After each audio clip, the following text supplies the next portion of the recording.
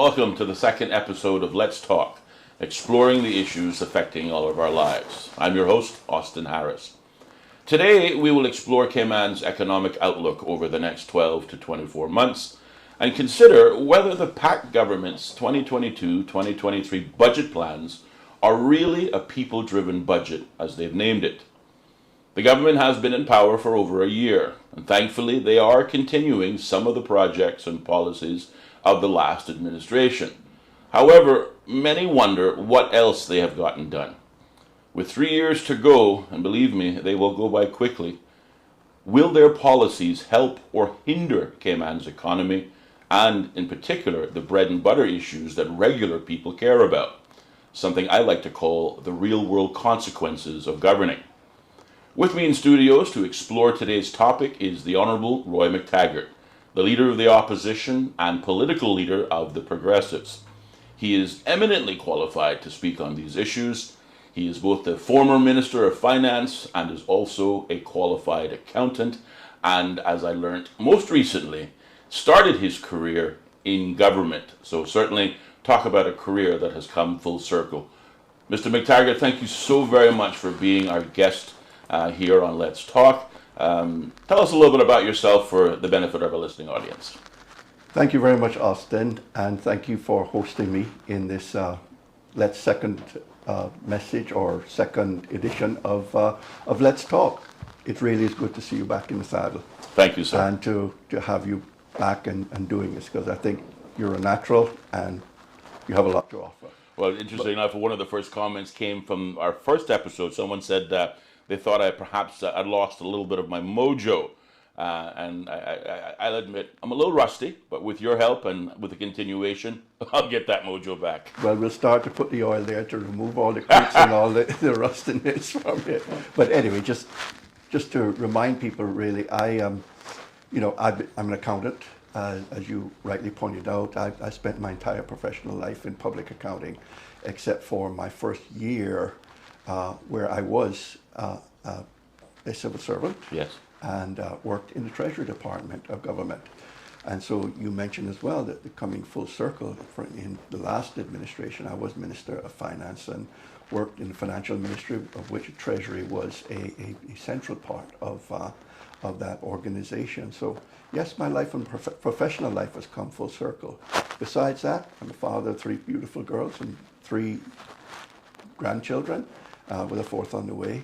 And now leader of the opposition in this iteration of the government.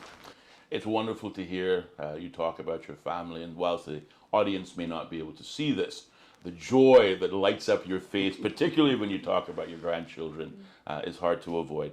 Mr. McTaggart, again, thank you very much for being our guest. Let's talk about the economy.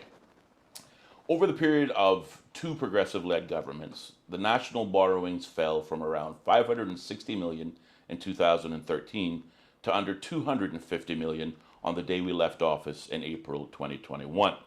That equates to a reduction of over $300 million in Cayman's long-term debt under the Progressives. The PAC government, however, have seemingly thrown that highly successful strategy into reverse. In just 2 years, covered by the current budget, the proportion of debt to government revenue nearly doubles. Meanwhile, the cost of servicing that debt has gone up by nearly a third. Talk to us, Mr. Leader, about the trouble with debt and massive borrowing and where this sort of dash for debt could lead. Thank you, Austin, for the question. And I think in order to really get an appreciation for what they have done with this first budget in their term, we need to understand a little bit about where we have come from and what existed during the 2 terms in which the Progressives had the government. And the very deliberate fiscal strategy that we pursued during that term, because when we took office in 2013, the government's finances were, quite frankly, in a shambles. There were no reserves. In fact, we were operating on overdraft. Right. And there was a major shortfall in between revenues and the expenditures, and we were operating on a deficit. So the very fiscal strategy we pursued from the outset was one, that we would generate significant budget surpluses. And we achieved that in every year of our terms. Yes. And what that did was enable us to fund a lot of the capital projects that government so desperately needed, the capital infrastructure.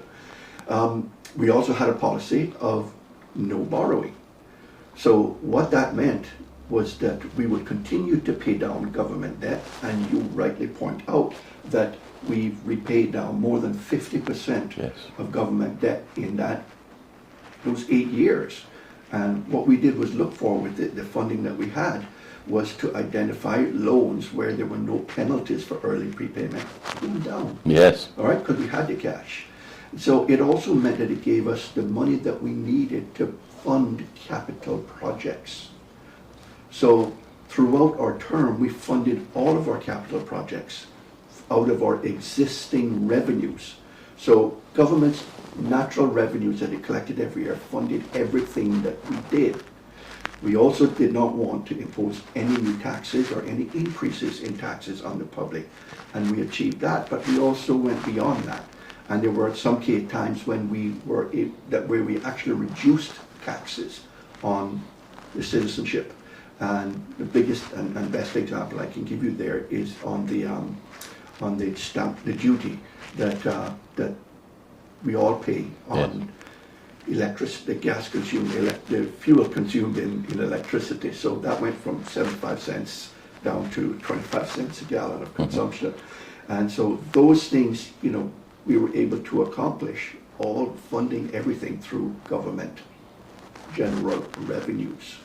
And what that did for us is it fueled and generated a period of significant growth in Cayman's economy for the last 5 years leading up to the pandemic. So that's from 2014 to 2019. Economic expansion in the Cayman Islands averaged 3% per annum. That was unprecedented. And what that did for us is that it created significant growth in jobs. So many thousands of jobs were created, and many thousands of Caymanians were put back to work. If you remember back in 2013, when we first came into power, at that time we were coming out of the Great Recession, the financial crisis and recession that took place. Caymanian unemployment stood at 10.5%. Yes. By the time we admitted office, that had dropped to less than 5%. Right. So a reduction then of more than 50%, because it's very difficult to get to absolutely 100% employment. So there's always a buffer in there because you've got people who are transitioning from one job to the other, and you've got people who are truly what we would term the unemployable. Yes. So you were at almost full employment with the Caymanian population. So that really sets the stage then for what has happened, because the PAC government that came with the very first budget, they turned things on its head. Yes. And the way I would describe it is that their first budget is a borrow and spend one. They have abandoned the idea of funding capital projects from general revenues. And what they have gone from, they've gone from financing them 100% with revenues to financing it 100% with debt. Wow. So yes, you see we paid down debt by over 300 million in 8 years. What you are finding with this government's budget is if the plans come to fruition as they have set out in the budget and their strategic policy statement, they will, in 2 years, they will carry our debt back up by more than $350 million. So you will see the debt balloon to potentially the same amount that it was when we took office, or even higher. So in 2 years, they will practically undo everything it took us 8 years to create and do. So that is what they are doing, and I have been quite critical of it, that they have loaded up the expenditures and committing all of government recurrent revenues to operational expenditures and financing capital projects with borrowings. And that is a significant change in terms of where you are going, because I've said this a number of times before, Austin. This is the first 2-year budget, and they're borrowing 350 million. What's next? They got another budget to come. And who knows right now, with the way the world is turning, the way the economies are turning, it will be quite a significant picture in a year and a half time when they come start looking at their next budget. And it may not be as bright as they thought it was. In fact, there are whole reasons to be very cautious now and conservative in terms of our spending. I think it should not go unnoticed to the people, because we hear it every day, that there has been very little that has been demonstrated by this PAT government in terms of their accomplishments in their first year. There's very little to see for it. A lot of rhetoric, a lot of promises, a lot of statements, but no real tangible evidential results. In fact, what we have seen and starting to see now, reality set in, and we're seeing now them starting to roll back some of the promises that they had made. I give you a perfect example that been identified recently, that when Mayor came in power and took and established his ministry, he articulated how important the national development plan was to him, and it was a very high priority for him to get it done in this term. It was only a few weeks ago that he had finally acknowledged that he's not likely to get it done in this term. And there's good reason, because it appears that he's thrown out the baby with the bath water, and we had a perfectly good plan and scheme in place that would help to bring the country into compliance with the development and planning law in terms of the rolling 5-year reviews. Yes. And, governments, time and time again, that's the reason we still have a 1997 and working from a 1997 development plan, because no government's been able to get it done in their term of 4 years. And the Premier knows that. So it's very frustrating. I'm sure it is. I'm sure it is. At the end of the day, debt is not a bad thing. In fact, it is often necessary. But the real thing is, the questions to ask is, what is it being used for? What is the need? Is there a justified reason for having to borrow? Then what are the terms of that borrowing? And how long it will take you to pay it back? Those are the sort of things you have to consider and measure it. But the first consideration is it necessary? I would throw out to you and suggest to you that even right now, looking at the first quarter financial results of government for this year, that there is a very diminishing need for government to go and borrow at the kind of level that they had set out in their SBS and their budget. 350 million during the 2-year budget period. At the end of March, government shows that they had more than $500 million in cash in the bank. Yes. Now, I know that over the year that is going to diminish, because government takes in a very significant portion of their revenues during the first 3 months of the year.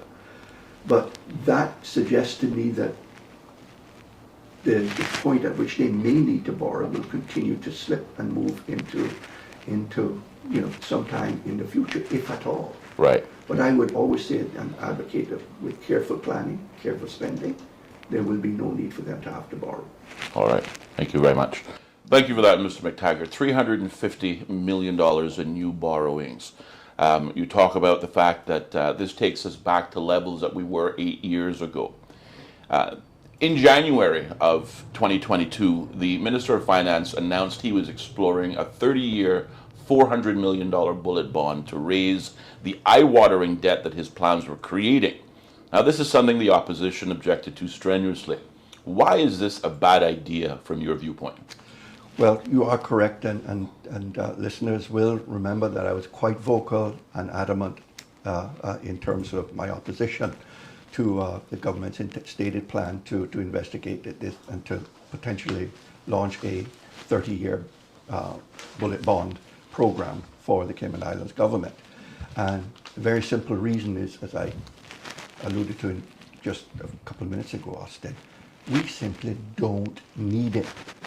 There is, with a country that has a 5% debt to GDP ratio, we are in one of the best financial positions of any country in the world. I did some little bit of research last year on this, and at the 5% level, we are within the top 10 countries in the world in terms of the lowest debt to GDP ratio. We can go out and borrow any amount of money that we really need right now, but it don't have to be 30-year bullet bond. We need to, I would always advocate for government to have a reducing debt, just a normal financing loan. Right. And that way it gives certainty in terms of the repayments that are required every single year. And it reduces really the need for government to have to go and plan for repaying a debt 30 years down the road. Basically what this 30-year bond would do would allow them to spend now that really we don't really need and can't afford, and then saddling 2 generations down the line with the obligation and the need to repay this debt. That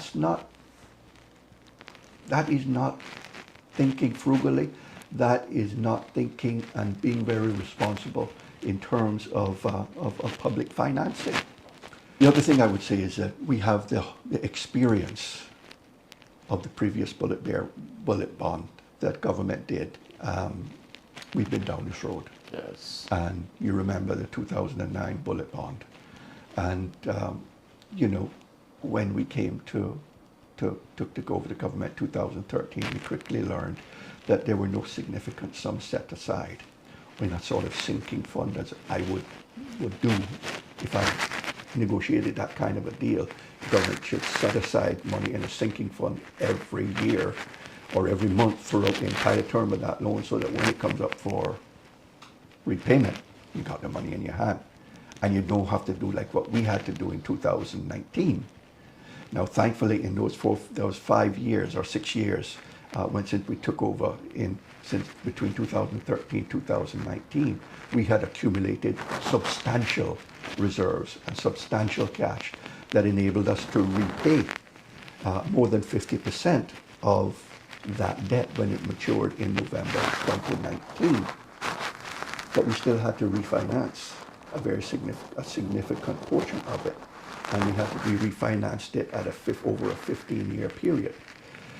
And what that really means is that money we had borrowed intended to repay in 10 years, it is now taking us 25 years to repay. That's not real fiscal prudence, but that's where we were. And that's one of the consequences of not exercising the fiscal prudence in the first place, to set aside the funding in the sinking fund to be able to repay the debt. So yes, we can talk about 30-year bond, but it's unnecessary, and it's not a road down which I think that we should go in terms of financing. We can borrow money at far shorter terms and repay it quite comfortably without having to go to that route and saddle future generations with debt. Thank you for that, Mr. McTaggart. And certainly I think a key remark there is knowing when to borrow and the need to borrow. I also thank you for reminding us from whence we come. Certainly when I first heard about the bullet bond, the immediate thought I had was this is coming directly out of the UDP playbook. And certainly we all know where that ended. It's easy to borrow. The hard part is paying it back. Now, some may consider my next question a little harsh, but I have to ask it. In your opinion, does the PAC government's financial strategy seem somewhat misguided? Are the economic estimates and assumptions that were based in the budget now today, some 6 months later, flawed? Thank you, Austin. I think, misguided is probably a kind way of saying that the budget forecasts were wrong, and there are clearly some of them that are wrong. And I don't say that really to call the minister out. I want to be clear. Yeah. But I think the reality is that there are some real world consequences as a result of having your estimates wrong. And you are seeing that very clearly coming through. I'm going to read here for a little bit because I just don't have the figures at my head, but at the time the budget was prepared, the finance committee, the finance minister told the country that inflation had been running at 1.3% in 2021 and forecast that it would be 3.4% in 2022 and 2.2% across 2023 to 2025. Now, those numbers are clearly over-optimistic and are grossly out of line with what reality really is. Yeah. And I would proffer that at the time in which this budget was presented, we had very serious indications that inflation was a problem and would continue to be so. And because even as he spoke, the reality was, the real picture was far different from what he was painting. And the truth was that by the end of 2021, we know that inflation was closer to 7.6%, not 1.3%. And we see that quite clearly in the cost of living environment that we are now living in today, where prices have gone up quite significantly. And as I said just a few minutes ago, curiously, it was, it is the areas where he was suggesting were benign: rents, electricity, and transport. That where we are seeing some of the most significant increases in costs. Yeah. And so that does have very significant effects, I think, on the budget, because you're seeing, yesterday you saw the US announce that inflation year over year was running at 8.6, 8.7%. That's the highest level it has been in more than 40 years. Yeah. 40 years, Austin. Yes. We have a generation of people who don't know what inflation is, and it's going to bite us very hard here. And you've seen, in very short order, fuel prices increased by about 20-25%. And my view is things are going to get worse before it gets better. So I think you will see that in time that government's budget and their spending and their revenues will likely be affected by all of these things, because you have high inflation, you're now in a rising interest rate environment that's likely to make governments' cost of borrowing and our citizenships or people, their cost of borrowing, mortgages and everything, more expensive. Yes. And you have coupled with that now the real threat of a recession in the United States that I think could have some very significant implications for Cayman through in the coming months into the rest of this year and into 2023. Yes. Thank you again, Mr. McTaggart. Now, talking about inflation in general terms is one thing, but I think we need to understand how this inflation is impacting Caymanian households. The average man on the street, so to speak. The end of year data shows fuel prices up actually 27.6%. Okay. Housing costs going up by 10.7%, including a 5.1% increase in rents. We see electricity, no surprise, up 26.5%. Food prices, driven by global shortages, up 4.3%. We hear recently in the news the development sector expecting a slowdown and throwing around words like recession. This is very sobering, and the PAC government are not talking about it. What can we do to reduce the financial crunch our citizens and, frankly, the larger economy are now feeling? Okay, very good question, and I think one that all of your listeners are going to be interested in hearing about. And let me preface my response by saying that in Cayman, because of the nature of our economy and our close ties, we produce very little. So just about everything that we consume in Cayman, whether it be goods or services, groceries, whatever, more than 80% of it comes out of North America. Yeah. So I've always said, and you've heard, many people have, you hear it all through the years, when the US sneezes, Cayman catches cold. Yeah. So it's only a matter of time, months, before the things you see happening in the US impact us. They've got runaway inflation that they're trying to battle it, and that will translate down in here in Cayman into terms of our economy. We're seeing it, experiencing it this very moment. But I've always said, and in my term as Minister of Finance, in the economy that we operate in, government has very few levers that they have in their arsenal to try and combat inflation.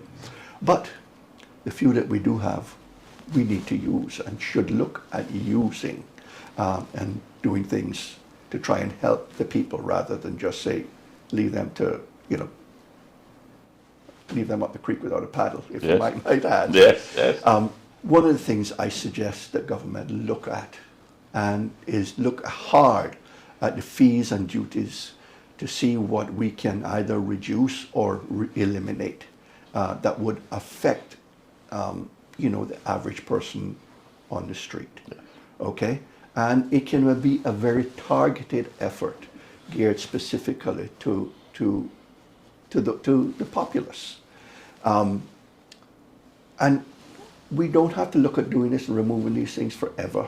You can look at it doing it for a short period of time until the crisis is past and prices stabilize and start to come down. So that is one thing I think that they can do, and it could probably do it quite quickly. The other thing I think that could be done is to accelerate the works to bring solutions that offer real alternatives to the people who live in and work in Cayman. The best example I can give you is one of public transport. We have advocated and pushed for public transport. In fact, while we were in power in the last government, we had started work on putting together a review to try and identify what the best model would be for Cayman, with a view to us providing, because what we have now does not work very effectively or efficiently. And so I think a viable public transportation system is something that this country desperately needs.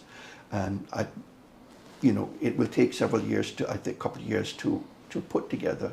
And that's why I think it's important that the work begins now and not leave it to some later point in time. So that's one thing that can do. Give people an alternative to actually driving on the roads every day. I think certainly I would take a bus into town if I knew it was reliable and the buses were clean and it was functioning properly. Yes.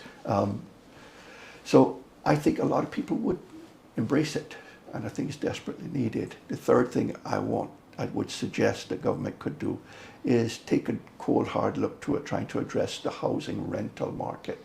Again, that was one of the areas that we have been highlighted recently, where there are significant spikes in the cost of rentals. And